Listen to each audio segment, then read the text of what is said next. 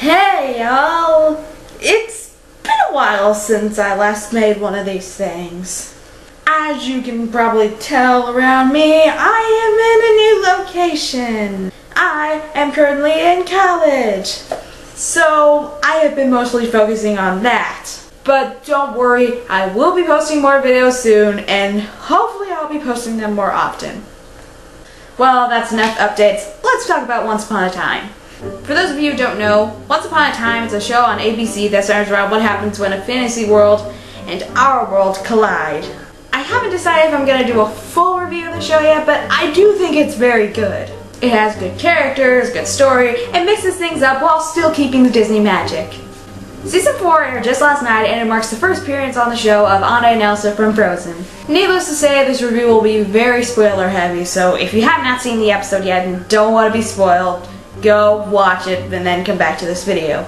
Unless you don't care about spoilers, and then I guess you can stick around if you want to.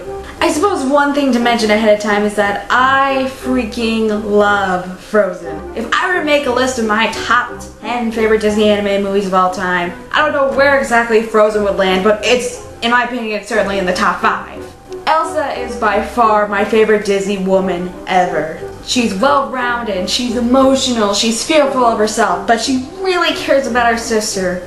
In my opinion, she makes the movie for me. So, no pressure, right?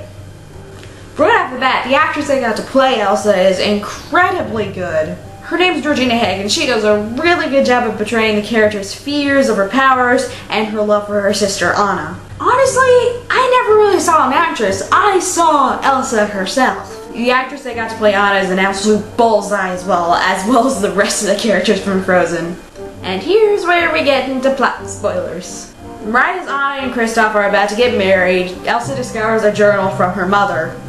It basically said that Elsa's powers are getting really out of control and that something has to be done about it. Elsa is obviously really freaked out about this. Her and Anna go to the Troll King to ask him for advice, but he doesn't really know much about it. He only knows where they were going. It was a place called the Misty Island, and then Anna leaves Arendelle to go find out what happened. For now, I'm going to assume Elsa tried to get after her because for one reason or another she ends up in Storybrooke. She freaks out the dwarves and some of the other townsfolk by making the giant ice monster thing from the movie. She then sneaks into Mr. Gold's shop and then discovers the pendant that she gave Anna before she left. Meanwhile, Regina is kinda ticked off that Maid Marian is in Storybrooke. Last season, Regina and Robin Hood were beginning to become a couple, but because Maid Marian's in town, all of Robin's love goes to her. So Regina brings back Sydney, the magic mirror, and asks him what they are going to do about this. Regina comes to the conclusion that everything that's been happening has been happening because of the storybook. In order to get the happy ending she wants, she is going to have to find the author of that book. Meanwhile, Rumpelstiltskin and Belle are happily married. After a really well done and emotional scene where Rumple goes to visit Neil's grave, he and Belle go into a mansion that doesn't appear to have an owner.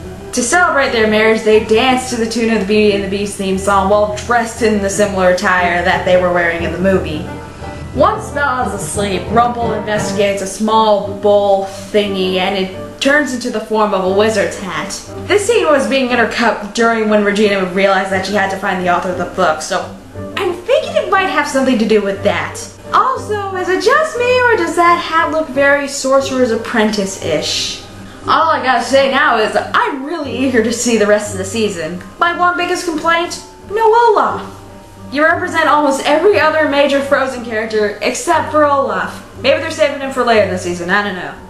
So, what did you think of the season premiere? Are you gonna watch the rest of it? Do you care? Let me know in the comments. Thank you so much for watching. See you real soon.